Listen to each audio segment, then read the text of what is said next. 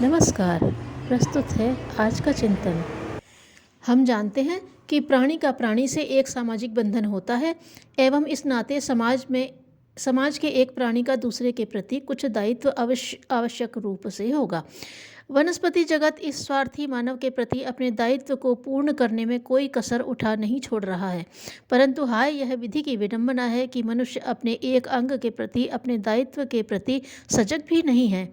हमको इस मानव जगत को चेतावनी रूप यह बता देना है कि उसके प्रति ये मूक वनस्पतियाँ क्या क्या करती हैं। इस पर हम विस्तृत रूप से प्रकाश डालें। 1. शारीरिक आवरण। इस शरीर को बाह्य ताप, शीत, वर्षा आदि के प्रतिकूल प्रभावों से बचाने के लिए ये पेड़ पौधे हमको माँ के आंचल की तरह संरक्षण देते हैं। कपास, जूट, सनई आदि के उपयोग से हम भली भांति परिचित हैं। पहनने के कपड़े, रजाई, गद्दे, पर्दे आदि समस्त वस्त्रादिक आवरणों का निर्माण कपास या कृत्रिम रेशों जो कि इन पौधों से प्राप्त सेल्यूकोस नामक पदार्थ से होता है की ही देन है। कपड़ों के साथ ही साथ बोरों आदि का निर्माण भी इन्हीं के पौधों से होता है। 2. वातावरण में तापक्रम का नियंत्रण। हम देखते हैं कि जिन स्थानों जहाँ पर वृक्ष नहीं होते वहाँ का तापक्रम, चाहे वह गर्मी हो या शीत, असहनीय रहता है।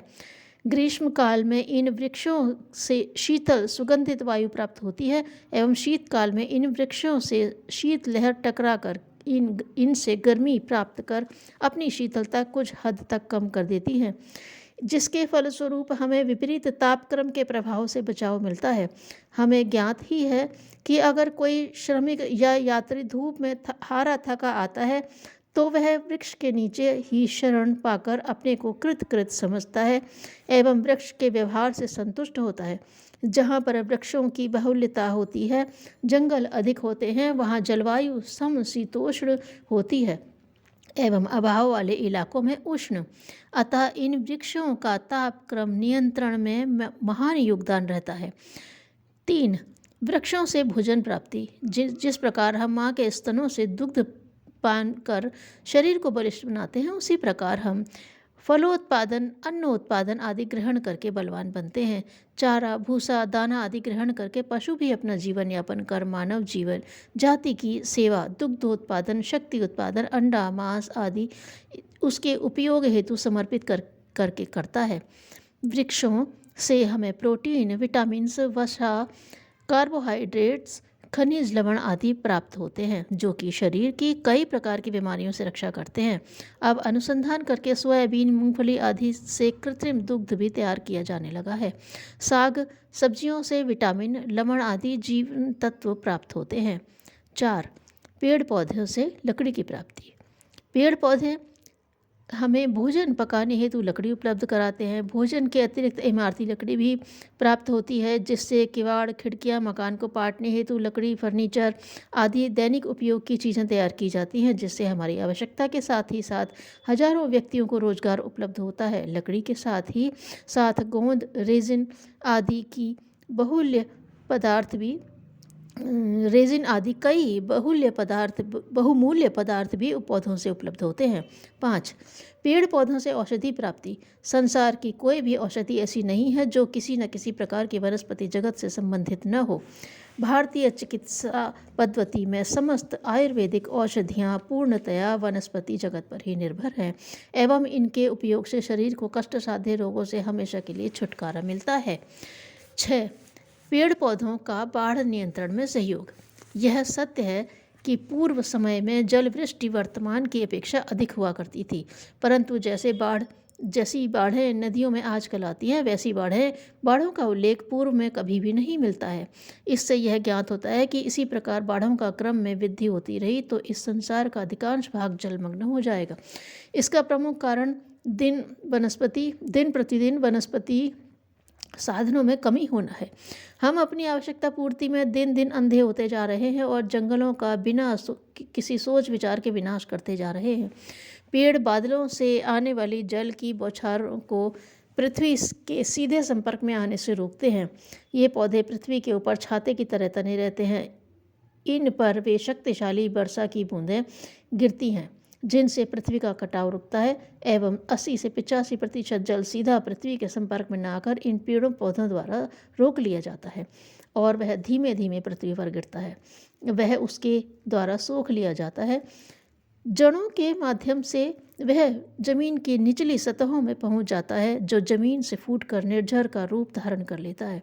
इसी प्रकार यह अपने वेग के साथ मिट्टी एवं भूमि की उर्वरता को बहाकर नहीं ले जा पाती है, एवं ये झरने नुकसान के स्थान पर लाभ ही पहुंचाते हैं। जहाँ पर वृक्ष नहीं होते वहाँ पर मिट्टी का कटाव बहुत तेज़ी से होता है, एवं यह कटाव कभी कभी भयानक नालों व नदियों के रूप में धारण कर लेता है, एवं फलस्वरूप वे विकराल नदी नाले बाढ़ के रूप में बदल जाते हैं, जिससे अपार फसल की बर्बादी, जनजीवन की हानि, पशुओं के जीवन से प्रकृति का एक अनोखा खिलवाड़ जान पड़ता है। परंतु वास्तव में यह संसार के इन माली के द्वारा अपनी कर्तव्य निष्ठा न निभाने के प्रतिफल मात्र रहता है, एवं उसके घमंड एवं शक्तिशाली होने का द्योतक है, जो कि वह मूक निरीह वृक्षों को काट कर अवनत करता है। धिक्कार है ऐसे मानव को जो अपने पालक, अपने सामाजिक बंधु के बिछोह पर खुशियां मनाने हेतु मतवाला बन रहा है। काश उसे सपना कर्तव्य याद रहता और वह इस संसार का माली ही रहता, अपने को मालिक नहीं समझता। इसका ही प्रत्यक्ष उदाहरण है ये सुनसान जीवन रहित निरीह मरुस्थल, जो चिल्ला चिल्ला कर कह रहे हैं कि ए मानव, मुझे भी अपना प्यार दो, अन्यथा तुम भी मेरी तरह निरीह बन जाओगे और धूल के गुबार की तरह समाप्त हो जाओगे। पेड़ों के अभाव में मरुस्थलों में धूल के बवंडर उठते हैं, गर्मी अधिक पड़ती है, एवं यदा कदा उपस्थित वृक्ष भी समाप्त हो जाते हैं। इस प्रकार भूक्षरण होता रहा है। जल के द्वारा होने वाले भूक्षरण से बांध, नदी, नाले पटते जा रहे हैं एवं बाढ़ अधिक आ रही है। धीरे धीरे समुद्र की सतह में मिट्टी जमने से समुद्र अपना फैलाव शेष बची पृथ्वी पर करके प्रलय की सूचना दे रहा है, जिससे हमें समय रहते सचेत हो जाना चाहिए। 7. जंगलों द्वारा अन्य वन्य प्राणियों का संरक्षण। प्रकृति ने जहाँ सृष्टि की रचना की है, वहीं पर उसके संरक्षण परिपालन हेतु भी व्यवस्था करती है। मनुष्य आदि काल में एक वन्य प्राणी था, उसको भी इन्हीं वनों की ने शरण देकर इसको इस स्तर पर ला खड़ा किया है कि वह अपने आप को श्रेष्ठ प्राणी, सर्वश्रेष्ठ प्राणी घोषित कर सके। अतः इन वनों एवं वन्य प्राणियों की रक्षा हेतु हमें सतर्क हो जाना चाहिए।